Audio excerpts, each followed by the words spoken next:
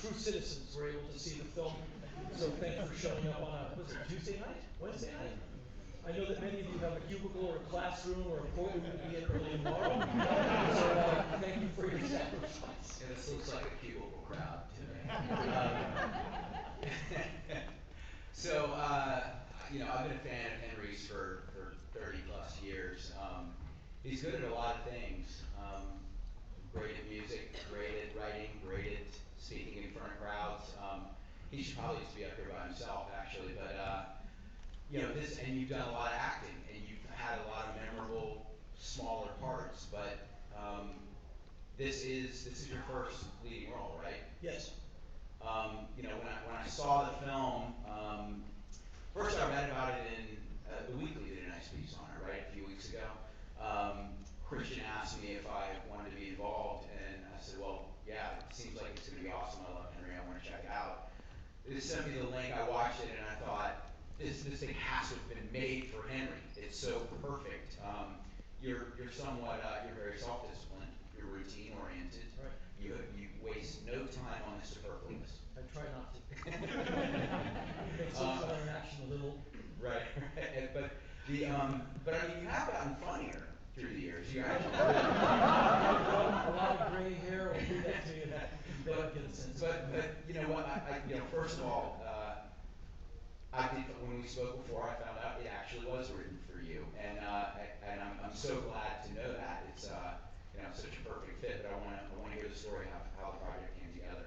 I was finishing the year of 2012, and I was wrapping up a tour that started in February. It was November-ish, right after the last election. And I was in New York starting a week of shows at Joe's Pub. I was going to do 5 days of pizza and 1 gig in 1 hotel room so I could kind of catch my breath. I had finished 19 countries and about 175 shows that year. And so Heidi, the boss of the showrunner of my life, the last 16, 18 years, damn thing has been beating me to death. Anyway, she emailed me, read this! That's not how she talks, this is how it sounds. Anyway, I'm kidding. Anyway, she emailed me, she said, read the script right now, I think it's up your alley. And she has perfect taste. And so I read it, if she likes it, I'm gonna like it. So I read it and I went, damn, I can do this. She said, the producer and the director, Zach and Jason, are in town right now. They want to meet you. Can we set that up? I said, please do. And that was the next day. We met at the Starbucks across from Joe's Pub in Astor Place, the big metal spinning cube. And when you meet them, they're just wonderful people. So I said, I don't want to offend you guys because it's so easy to get it wrong when you first meet someone. I said, I read the script and I laughed out loud throughout. Am I being rude or is this funny? They go, no, it is funny. Because I just saw funny moments where Jack is so underwhelmed by violence. They go, that's funny, and I know just how I play it. And so I said, I can do this. And then they said, we wrote this for you. I said, no one writes anything for me but parking tickets. I mean, no one writes things for little actor types, truly. But he said, no, I had you in mind when I wrote. This was Jason Krawcheck talking. I said, I'm in. And we just shook hands on it, and then Zach went into that unenviable Herculean task of money acquisition to get it to bear. And about 13 months later, in November, well, about 12 months later, we're in Toronto in rapidly decreasing temperature. And those scenes you see outside, they were as cold as you imagine. They were frighteningly cold. And we shot outside night after night. We're getting off work at 4 in the morning was kind of the normal. But we pulled it off. But it's the first time someone has handed me a script and said, here, this is for you. And it was, if it could be like that every day, I wouldn't do anything but acting. Well, that was going to be one of my questions down the road, but knowing that it was written for you, did that make you feel like you had a certain license for feedback to the story structure, or was it really just how you were going to interpret what was written? How did that process work collaboratively? For me, the story needed nothing but good acting, in that the vehicle was perfecto, and Jason's writing is fantastic. I just had a million questions about this guy, Jack, but I had about a year to prep. And Jason and Zach said over and over again, any questions, call us night or day, but just don't, it's never too early or too late. So I said, okay. And I immediately got into the script, I printed out a copy, and I just started writing it up. I mean, it just pages of writing next to the script. I just got into it. I would take it out at night and write about this guy. And by the time we get to pre-production in Toronto a year later, I have the script that is as much my handwriting as it is the script itself. And I showed it to Jason. He said, what have you been doing? I said, preparing to be this guy. And so he and I sat for a couple of days, for hours, knee to knee in some tiny production office in Toronto. That's like face to face, just going through every beat of this guy in this movie. Going, well, do you think you would do this? Yeah, write that down. And we just got together with both of our ideas co-joined. Because my idea was to play Jack, you have to basically imagine the idea of having no idea of a term limit on your life. Like you and I, we all think of, well, when I'm 65, I'm going to do this. When I'm 70, I'll be fishing and I'll retire, whatever, because it's going to come to an end. But when eternity is your gig, time is a different quantity. So how, in your rational mind, do you deal with everlasting life? And Jack is kind of bored. And so, he's been there, done that, and he lives in his underwear and watches bad TV. That's what made me laugh my ass off when I read it. I'm like, he's bored. Life's boring after a while. And so you have to underplay. So I had to Botox my central nervous system, my face, and my emotions. Because if a human did it, don't shoot me! Jack just goes like the gun, yeah, you don't want to do that. It annoys me. And so, because some critic types have been talking like, you're very deadpan in the film. I'm like, no, that's Jack. He can take it or leave it. He'd love to leave it. Yeah, I mean, all that makes a lot of sense because it's a reversal of the usual futility of denying mortality. That, exactly. And so. You have to flip your logic. That's the fun part about it. Right. And the confusing part is he has an analog past in that there's a kid around. So there was affection or procreation, and there was a relationship. And so here's this guy with his daughter, and at first it's like, what do I do with this person? Can't be dinner. We're related. Oh no, I belong to something. And that puts Jack in a very interesting unjacked position. She's kind of a pain. And we don't know from his backstory, maybe he's a father of hundreds of kids. He could be.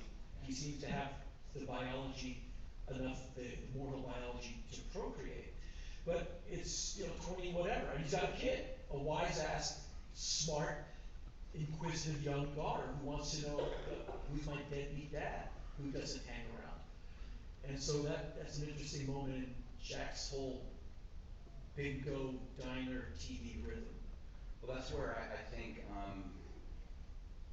getting the balance just right was so essential because you learn quickly in the film that Jax can't be killed, that he's immortal, but also that he feels things, pulling the bullets out, it's going to give you a migraine,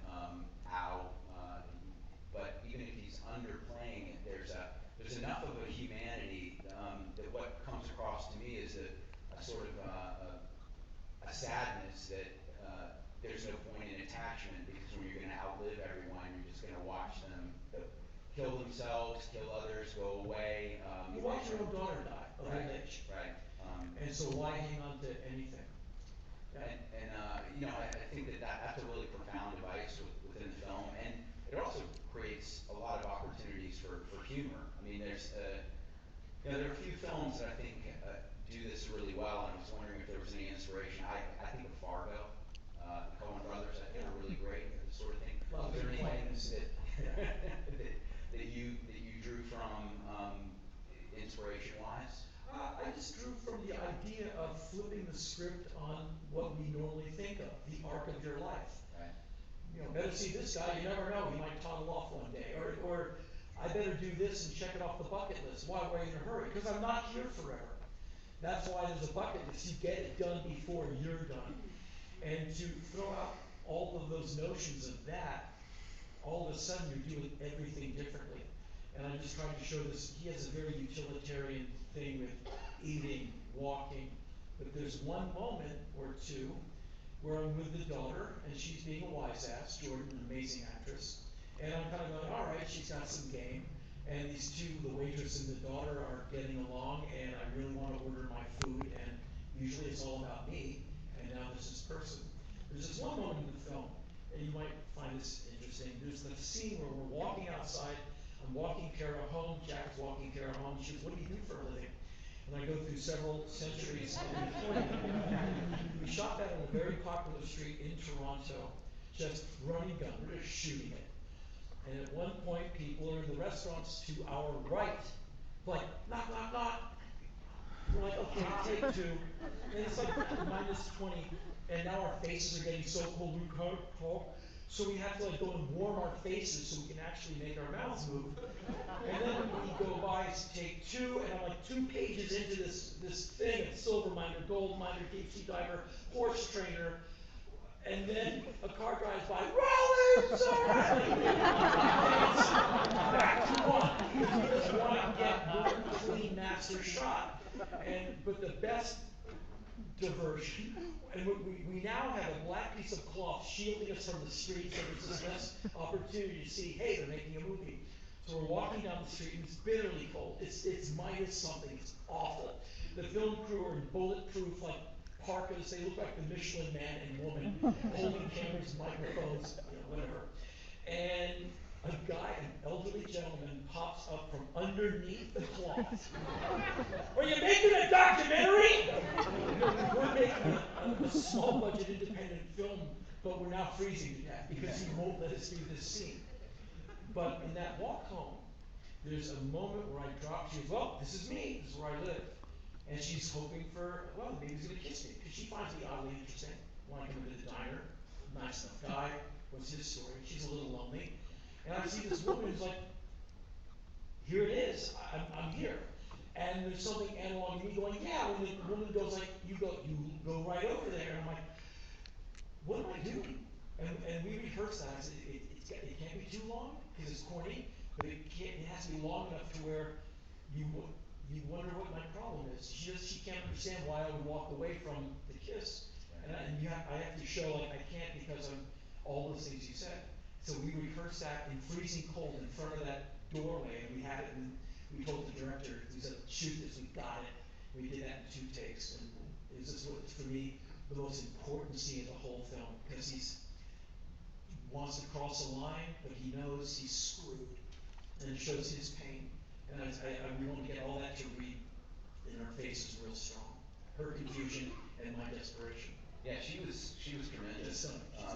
I mean, it's a small cast, but everybody was really strong. We lucked out. We used mainly Canadian actors, except for Stephen Ogg, Boo Stewart, who've been both fantastic. But all those other people you see are Canadians, and sounds like those Canadians sure can act. But where a lot of films are done, the casting pool is so deep, the talent is huge. And these are faces that you might not be familiar with in American films. But Kate, she works all the time.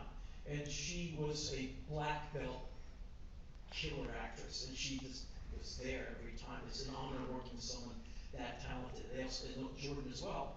They keep you on your toes because they're so good. You better be good, or else you look pretty lame. Right. Well, I'm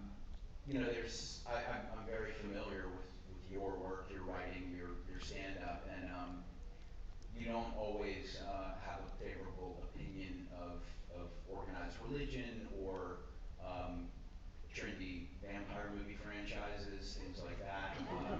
So, to me it was very fascinating that there's this well-worn biblical story, but you actually, I think, well, you and Jason, of course, have breathed fresh life into it. And then you're the one vampire on the earth, but that I think that that device of metaphorically, it's of course literally in the film, you want to feast on other people, but the idea of jealousy and violence, of all the things that humanity is capable of. I look at it as I've never looked at a vampire character as being the embodiment of those things, but it worked very well. How were you processing those devices in the film? What I tried to do is just think of someone who's so weary of every human instance, war, plague, famine, everything from the New Deal to the Great Society, good things, presidential assassinations, the death of kings, the death of czars, Stalin, Hitler, the bubonic plague, Genghis Khan, and the Mongol horde kind of taking over Central Asia, etc. Who knows where he was through all of that? And so that every human device has been, you never know, he may have made it with Cleopatra. He's got stories like all day. And it has left him kind of like, yeah, people, I want out. And so I tried to make this kind of an existentialist comedy of violence. That's how I thought about it. Like to me, there's always a humor element. Because especially everyone's like, they're so hyped around, oh, I'm gonna kill you. It's like, actually you're not. That's funny. And I have a gun, like I take guns from people, and I just throw them away. I just wanted to, that to me was the spots that would give a film from this genre a little lift, a little differentiation, besides yet another immortal person who can do bad things to people because you can't get him. Because the script has so many opportunities for quirks. He's a weird guy. Yeah. You know, he's a weird dude. And funny weird, like peculiar. And I try to do all that without making it camp. The more I underplay it, I let the action of the situation carry me, where I just had to show up and let the strength of Jason's directing and his writing and his situational environments he put us in, let that dominate, and everything came naturally. We got those takes, and we were all very well rehearsed. We got all those takes very, very quickly, because you have a kick-ass crew, actors who are really ready, super motivated, and a director who really knows what he wants. Jason would do it, he would do this wonderful thing. We would be working, and he goes, okay, we got it. Henry, you got a different idea? I'm like, oh yeah, I got some, I want to try it, but he goes like, this is your thing, do what you want. And we ended up using a few of those, just because I had this other idea where I want to make it a little bit more terrifying. There's a moment where I kick my daughter out of the apartment. Why? Because I'm getting hungry, and the instinct would kick in, I don't want to eat my kid, but I will, because I am a monster. And I said, here's what I'm going to do. It's going to be almost sexual, my desire for food. I'm going to look at her like she's a meal, but there's going to be kind of a sick aspect to this. Don't tell George. You know, okay. And we did that scene, and I went at it like, ah, and she runs out of the apartment, but after she ran out of the apartment, but she actually kept running inside the building. She came back, just like wide-eyed and out of her. She's like, wow. I said, sorry, was that a bit much? She was like, that was terrifying. I was like, that's acting. But we had worked on that. And so there's a few ideas that he said, just do your thing. And we used one or two of them. But Jason gave all of us so much leash to just try things. Like Stephen Ogg is super versatile. Like all those scenes you saw him, he had like 5 versions of all those scenes. We would do one, he goes, okay, can we do this right? Yeah, man. And we'd set it up again, and he would try a different position. And you would improv off the script, you just throw the script out and just do stuff. And we would just play around in it. It was really fun. You do have to get the work done. But having those moments as an actor, like I'm talking like I am one, but when you can have those moments to be free, because some directors they're not going to give you any room to breathe, it's their way or the highway, that's cool. But I think we got useful things because the characters really did have a chance to explore themselves. And that sounds like actor talk, but when you're doing this every day, you kind of depend on those moments to get to the next one. Figure out what the next scene's going to be like, you have to keep discovering yourself in the scene before. And that was a lot of that going on in the film. There's also something that you all should know, having just seen it. It's a film, it's like $1.50 to make this movie. Our budget was so tight, it screamed in agony. There's like 3 or 4 moments in the film where we had one of them, like the lamp that comes down on Stephen Ogg on the pool table. We had one. Took several days to build it out of balsa wood and sugar glass, so no one would get hurt, but it would look like $1 million. We had one. So they said, if you get it wrong, hey, we're screwed. So don't screw this up. Like, no pressure. We got it right. When the man flew through the window, we had one window. That's all we could afford. He was cool under pressure. And then when I ripped the throat out of the guy, we had one throat. My hand froze up partway through. Is this too much? Breaking the third wall. It wouldn't give, and I almost stopped, and then finally it gave way. I'm like, okay, it came away. And again, we didn't have the budget. It took the guy 5 days to build this beautiful tearaway larynx. Blood that was utterly magnificent, and the fingers tasted awful. And out of solidarity, Jason would eat. I think we went 1-for-1. Like if I had eaten one, he would eat one. And the blood on the floor, he said, "This is, slurp up a little." I go, "No, he's ravenously hungry. I gotta slurp up all of it." He's like, "That's gonna be disgusting." I'm like, "We gotta get this shot." Okay, I had a stomach of this stuff, and I just fought the urge to hurl like a liter of syrup in my stomach for the rest of the day. It was disgusting, but I did it. I'm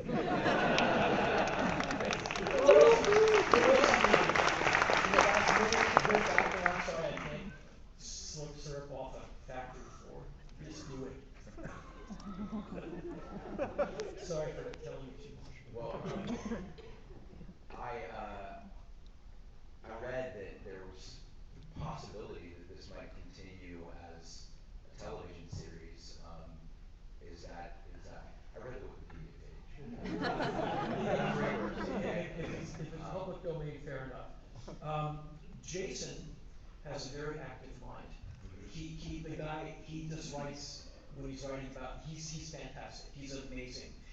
As he was doing this, he was already writing more ideas for where Jack could go next. So I think he's written more movie stuff and TV stuff. I've read 2 episodic 1-hour episodes of what could be a TV version. It is utterly insane and hilarious and sick and twisted and completely Jason.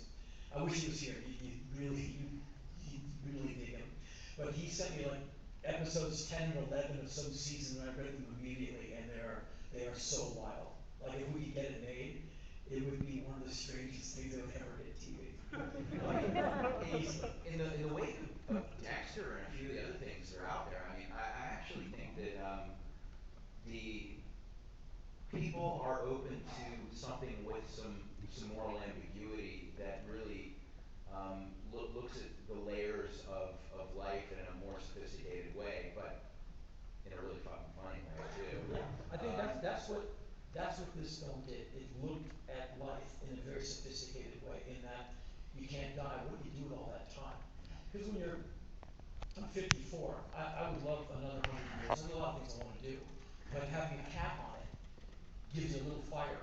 I'm like, okay, get this done, because hey, in 30 years I'm like in diapers. And so I don't mind mortality because it makes me get up and go. But I love the idea of a different look at things and embracing it really hard and not making, ooh, he's scary with a cape and he turns into something. Like he's just some guy going to bingo. That's what happens when you live like 2,700 years. You go to bingo because life is so flat you think you're dead. Well, the movie poster, the bingo card with the red stamps, that was a real clever device. That's the sort of thing that, as a designer, I see and go, ooh, I wish I had thought of that. That's an interesting guy, our bingo guy. Yeah. He's a the character guy. Yeah. 21.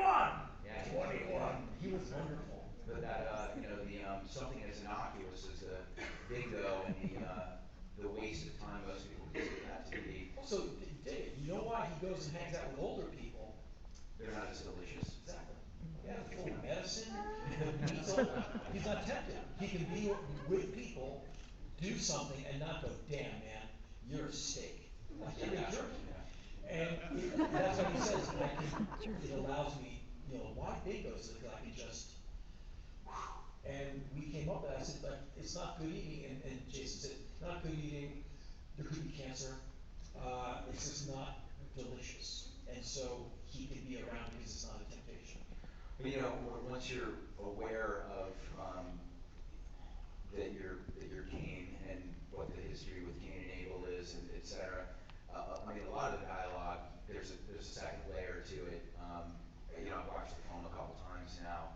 And this is going to become like The Big Lebowski in that regard, where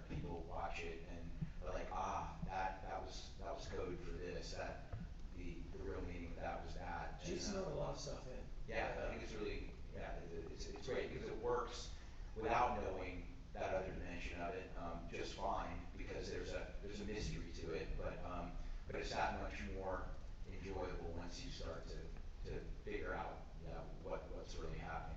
So we should open it up to questions soon, but with you being one of the busiest people I've ever known, always making me feel lazy, and I do. No, when I go to your studio, you make me feel lazy. You're always out of breath, like 8 million things on the wall. Anyway, Very impressive. you know that you're juggling a lot. You're writing columns. You're doing shows. You're acting. But if this did become an episodic thing, would you be cool with setting some other stuff aside to really make it more of a focus? I would run at it with all speed. Oh, truly. Just because I really like Jason and Zach, and I really like Jack. Not that I want to hurt people or whatever. I just think he's such an interesting guy that there's more going on that I think would be fun to do more. And it was such a great working environment. Like when you work with good actors and a good crew and they're feeding you well, the length of days don't matter.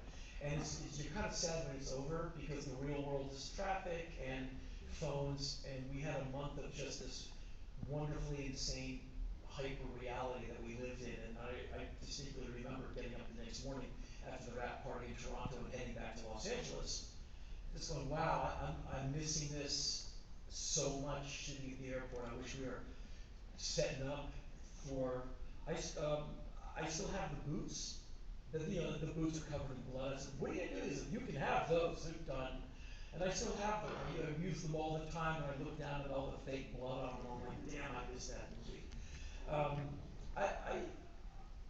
Right now I have like a couple of films I'm shamelessly promoting.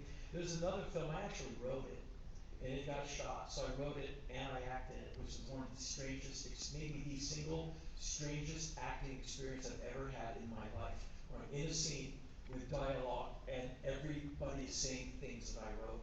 It is so weird, oddly incestuous.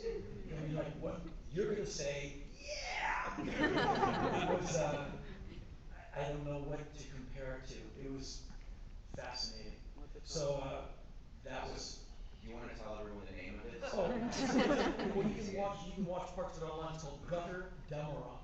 And it has Iggy Pop and Slash and Lemmy and Queens of the Stone Age, and all these people are in it making these amazing cameos. But the director came up to me years ago and said, I got this crazy film idea, write it. I'm not a screenwriter. He said, try it. So I started writing scenes. And I would send them to him. He's like, this is great. I'm like, really? Because this is fun. And I was actually writing that film while I was doing He Never Died. So I was like, on my 2 days off a week, 5-day shoot week, which I'm not used to 6. I would spend my weekends writing the other one and rehearsing this one. I was in the hotel. They gave us this condo thing, so we were there for quite a while. The scene where I'm yelling, let me die, all of that.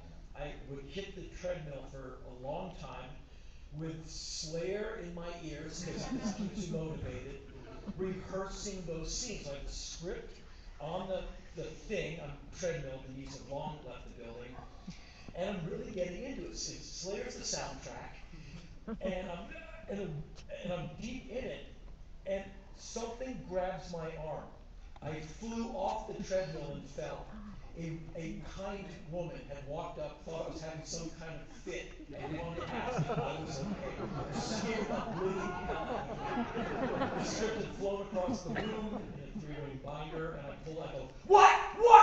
She went, I thought you were having like a seizure. It's like, I'm acting. Okay.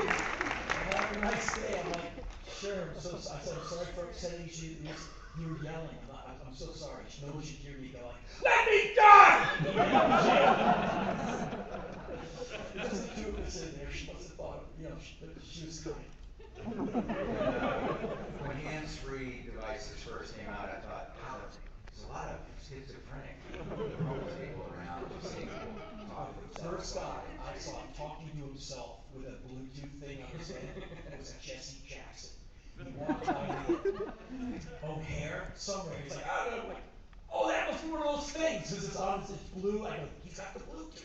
But he looked completely insane for like 5 peso, because he's fully engaged, walking, talking. I'm like, wow, he's finally, you know, woo!